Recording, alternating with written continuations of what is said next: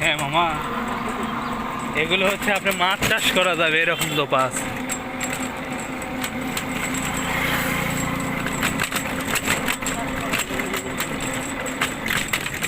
এদের বুঝেন না, এদের অনেক পানিও আছে ভিতর।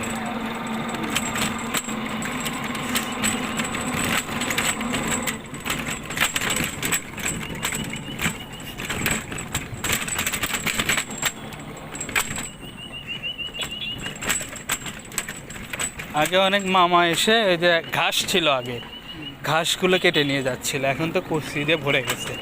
ওই যে দেখেন গরু নামছে, গরু ডুবে গেছে।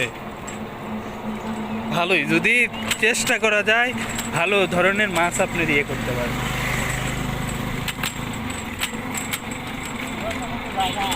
হ্যাঁ, একটু খুললেই তো মামা আপনার ইয়ে হয়ে যাবে। হ্যাঁ,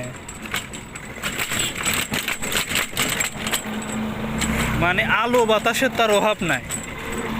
এই পাশেও দেখেন ফুল, কিন্তু সমস্যা হলো পরিস্থিতি যাবো।